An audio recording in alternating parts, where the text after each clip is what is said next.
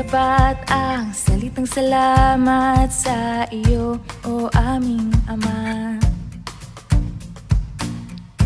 Nagtindig ka po ng magiting na lider sa aming unahan. Maraming pagsubok ang kinaharap, ngunit sadyang tapat ka po sa iyong mga ipinangako. Sinamahan mo po ang aming kapatid sa pangunguna sa amin. Ngayong kanyang kaarawan ang tanging naming hiling.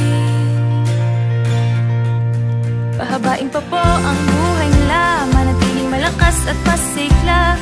Lagi panatilihin pong mabuti ang kalusugan, ilayo sa mga karamdaman, maging ang buong sambahayan, upang maihatid kaming lahat tung sa kaligtasan. Salamat po, Ama, sa namamahala, magpabahal sa iglesia, dama namin tuwina, at sa mga darating pang araw, pantaon, naway hanggang paghuhukom, kasama po nila kami sa salubong sa Panginoon. Oh, salamat po sa karagdagang taon.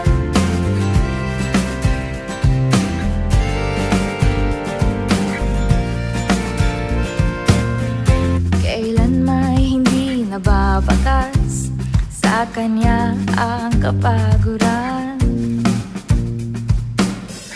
Lagi pong nagtuturong may pag-ibig para sa amin.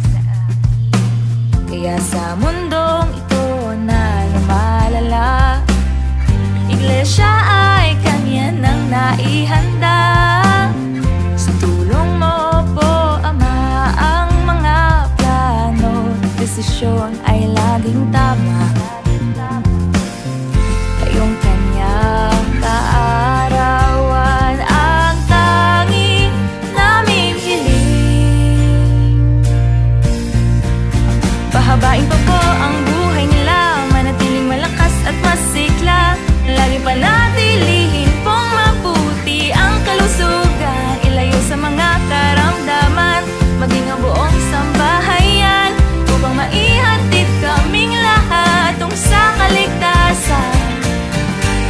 Salamat po, Ama, sa namamahala, mapagmahal sa iglesia, dama namin tuwina, at sa mga darating pang araw, pantaon, naway hanggang paghuhukom, kasama po nila kami sa salubong sa Panginoon.